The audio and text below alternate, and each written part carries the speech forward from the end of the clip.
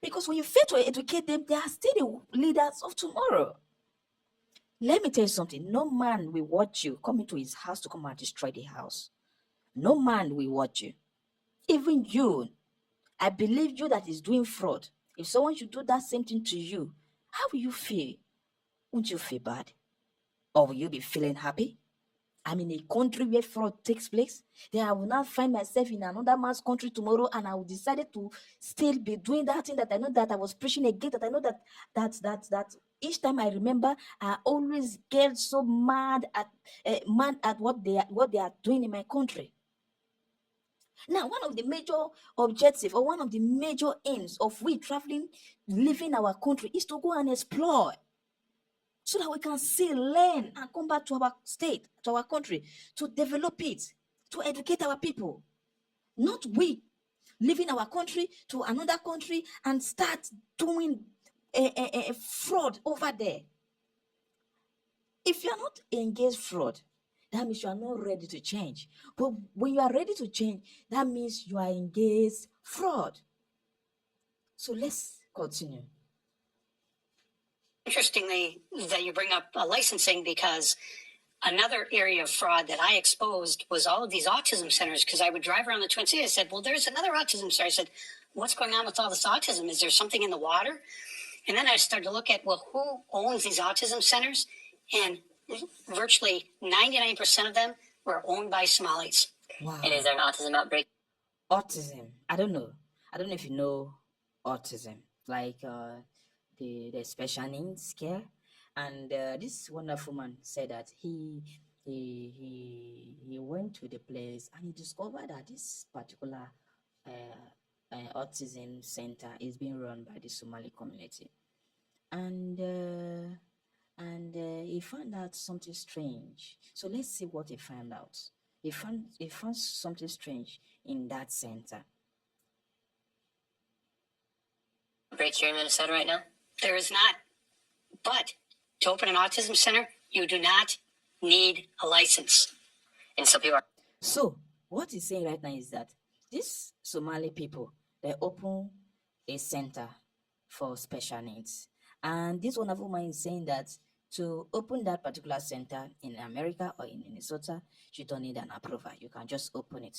Do you get? So let's hear further. People are claiming their children are autistic to receive money from the government. Yes. And the government, under Tim Walz's leadership, they're not going in investigating and doing their due diligence to say, maybe we shouldn't give this company $1 million. Well, so what's happening is there have been some sporadic inspections done at these facilities, and I have records of some of these inspections. And one inspection, they'll get 11 violations. A child care facility with 11 violations, that is bad. I mean, unsanitary conditions, broken furniture, no play area for the children.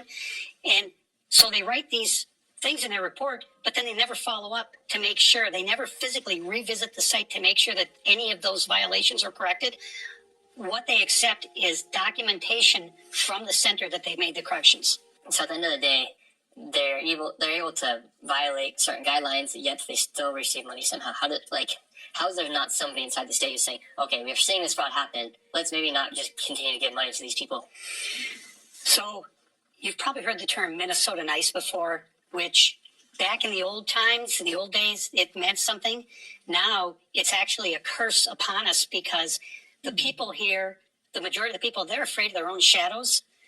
I'm an outcast because I'm exposing this fraud. I'm telling the truth. My family has basically disowned me because of all of this fraud that I've uncovered, and I've been called a racist, an Islamophobe, white supremacist, Nazi, all these things. And I said, look, everything that I talk about is verified. I have it in writing.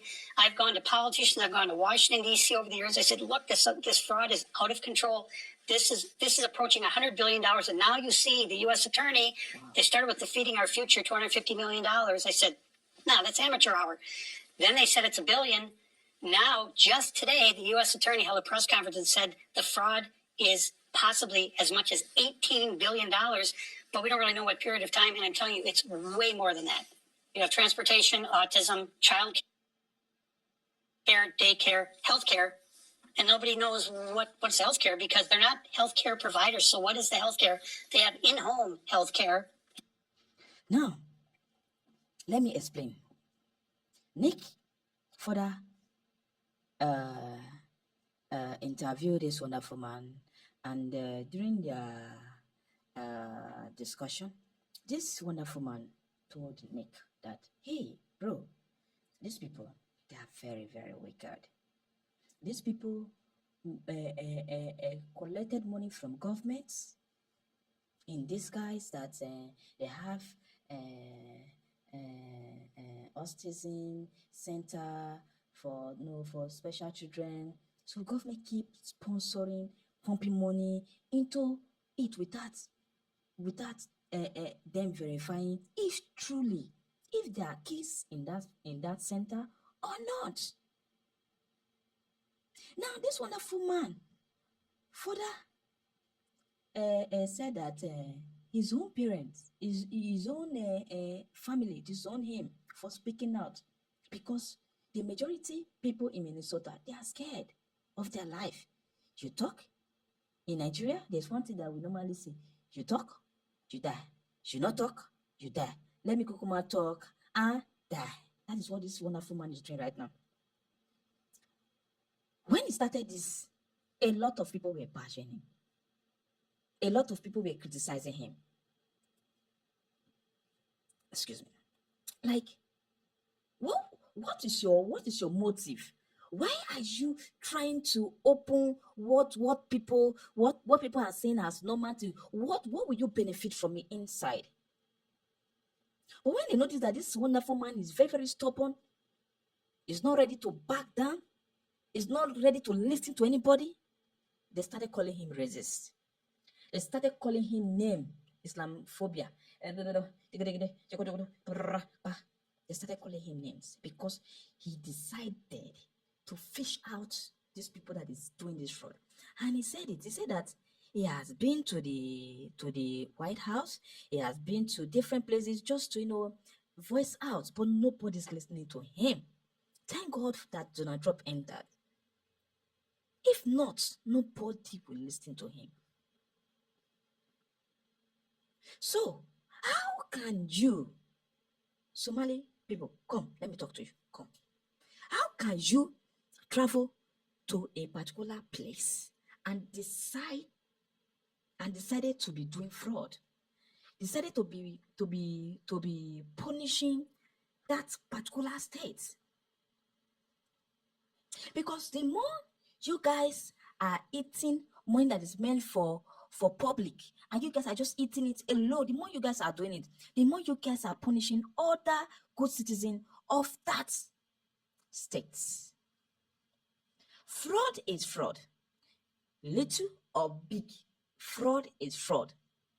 When you're against fraud, make sure you are against it to the least part. Don't be against fraud and at the end you go and take small. You taking small, that means you support it. But you removing yourself away from it, that means you are against it.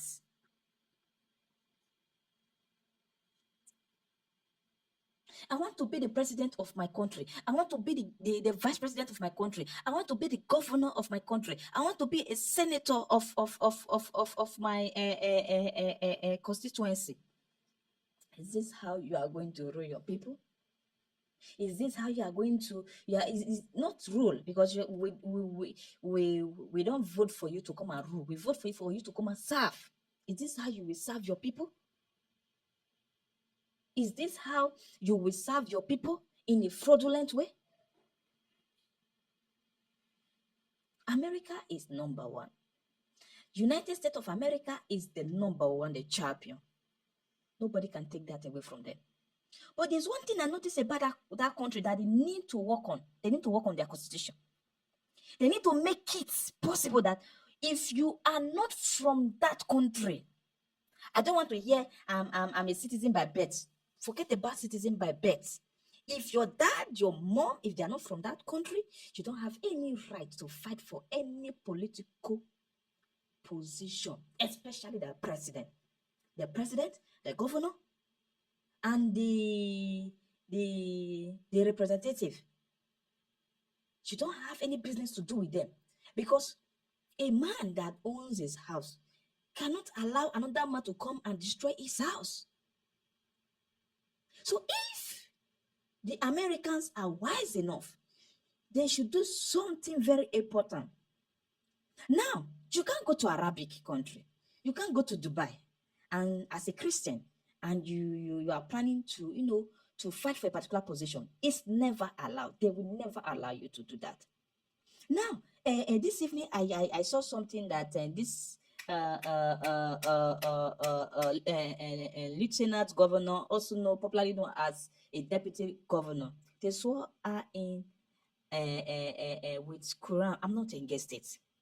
Do you get? I'm not Engage State. Don't get me wrong. I'm not engaged religion practice. But there's something I want to bring. Now, they swore her in as the lieutenant governor of a particular state I don't want to mention in America. Now, you can agree with me that that woman, if that woman is from the Arabic country,